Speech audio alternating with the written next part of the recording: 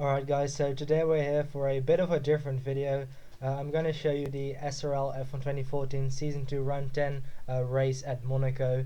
So I usually don't make videos of the league races from my point of view, but for this one I thought it would be worth it. So yeah, without further ado, enjoy it. Alright, so here we are then in the garage, driving out to start our very first lap in qualifying.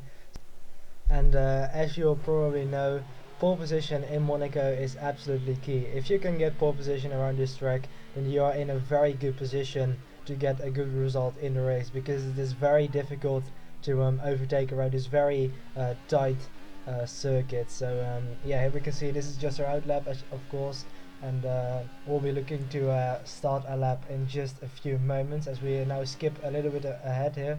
We are currently coming through to back. This is still our out lap, so still we are not on a timed lap, but yeah, currently coming through the swimming pool section, and that was actually already the bollard was taken off, so that was a bit weird. But anyway, we're now coming through the final corner, putting the engine up into rich mix, opening the DRS, and this is now going to be our first lap of the session on the option tires, of course. So now breaking down for turn 1, putting the engine back down into standard mix, now up into rich mix again as we got very close to the wall on the exit there. Now shifting up through the gears as we now shift down into third gear for the casino section, now briefly flicking it to the right as we come very near to the wall on the exit. Now coming through the first sector, we go purple with a 19.6 as we now come through the lowest hairpin, slowest corner of the calendar in first gear. Little bit of wheel spin there on the exit, but nothing too bad. Now going right for this very slow and technical section, trying to be smooth with the throttle application to get a good exit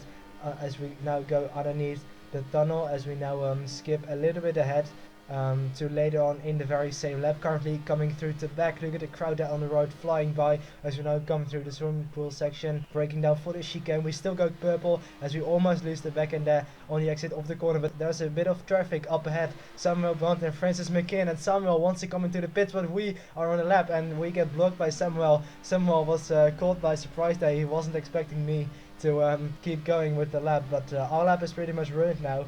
But I'm still going to push on for the second lap despite having a compromised exit for this lap. So now coming through the casino section again into Mirabeau, back down into third gear as we have a bit of oversteer, almost hitting the wall there on the exit. Now coming through the first sector, we're actually down by a tenth on our previous lap as we now come through the lowest hairpin. Still 1/10 up though on Sandro Dulis, who is currently in pole position. Now coming through this slow section again, bit of oversteer there on the exit. The tires are overheating, as you can see on the car status on the right. As there's yellow flags out, actually we can see Sandro Dulis parked up just after the tunnel because he had some issues with his wheels. So yeah, that's not very good for Sandro, but either way we're gonna push on this lap. Now coming through the back again, really close to the walls as we now come through the swimming pool section, slightly off the apex there, but despite that we go purple.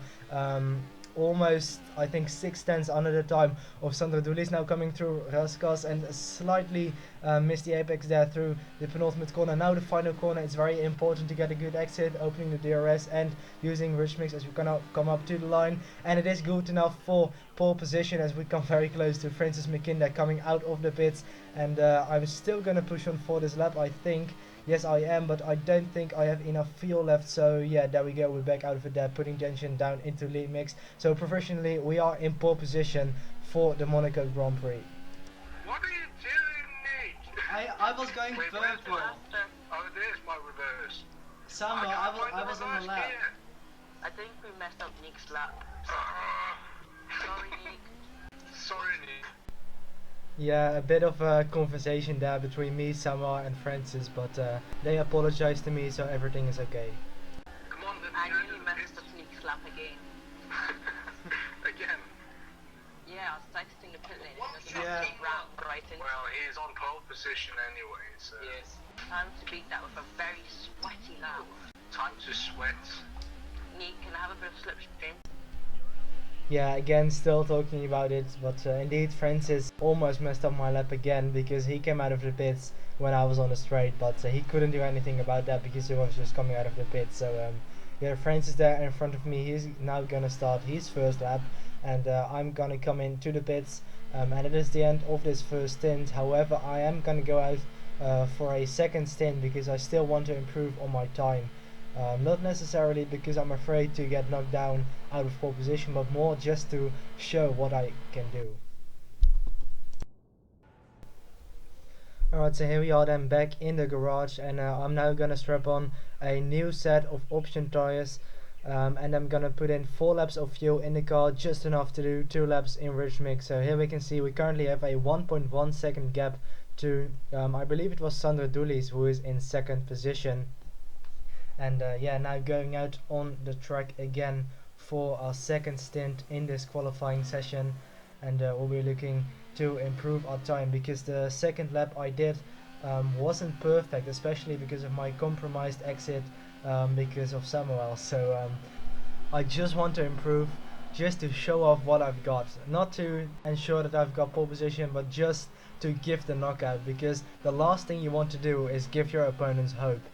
You want to give them a knockout and show them that you are the fastest. So yeah, this is our out lap still, so this isn't our timed lap yet, but we are now coming through the final sector, and with only 2 corners to go, we will start our third lap of this session. So here we go, now coming through the final corner, putting the engine up into rich mix, opening the DRS to get as much speed as possible to start this lap. We have a Ferrari there coming out of the pits, but either way we're gonna focus on this lap. So coming into turn 1, almost losing the back end there on the exit of the corner, almost hitting the wall there as we now come up through the casino section into Mirabel, back down into third gear, now going right for the second part of this section, almost losing the back end again as we go purple, 2/10 under our time, and we're gonna put the engine, we're gonna keep it in rich mix for this entire lap. Now breaking down for the lows happen, back down into first gear, now up to second again as we flick it right for this corner complex, now trying to get a smooth exit out of that very slow corner as we now go underneath the tunnel, putting the engine up into rich just to make sure that we are running in rich mix 3. Now breaking down for the Nouvelle chicane, back into first gear. It's very easy to lose the back end there on the braking as you shift it down, now coming through the back, brilliant corner there, even hitting the wall there on the exit, so that wasn't very good, but now still going purple, over 2/10 under our time, a little bit of oversteer there again on the exit. Now breaking down for Rasquez, really hitting the apex very nicely there. Now the final corner, trying to get a good exit there, bit of a snap of oversteer as we now come up to the line. Will we improve? Yes we do, by over 3/10, so that must be good enough for pole position. Oh man, I'm out of breath really, but yeah, that 1:14.845, that was a pretty good lap. I think it's only a few tenths of my personal best, so yeah, that must be good enough, but I am gonna go out again for another lap. Yes, I am gonna go out again. We're currently going back into the pits because I don't think I had enough fuel left to do a 5th lap, but or I think, yeah, a 4th lap, sorry, but I just returned back into the pits just to make sure that I have enough fuel, and there was enough time left to do another lap. So yeah, we can see we're getting rolled into the garage again by our Caterham pit crew, and we'll be looking to go out on track again as soon as possible because time is running out. 1.5 minutes left in the session, so just about good enough to do another lap. So here we go again, coming through the final corner, opening the DRS, engine up into rich mix. Can we improve on a 1:14.8? Here we go, breaking down into turn 1, back down into second gear, trying to get on the power as early as possible. Now putting the engine up into rich mix again as we now come up to Mirabeau, the casino section, back down into third gear. We turn in a little bit too early there, so that maybe is going to cost us about a 10 or 2. A little bit of the apex there again for the right hander, and actually we are 2/10 down in the first sector, having a little bit of a step with the wheel there as I again turned in a bit too early. It looks like I am slightly too eager on this lap to improve, but still I'm gonna push on. So now coming through this section, oh, a little bit of oversteer there on the exit. I think I even notched the wall there on the inside. Now going underneath the tunnel and coming up to the Nouvelle chicane, braking just after the 100 meter board, back down into first gear. And now trying to modulate the throttle out of that corner, and we actually hit the wall there on the inside.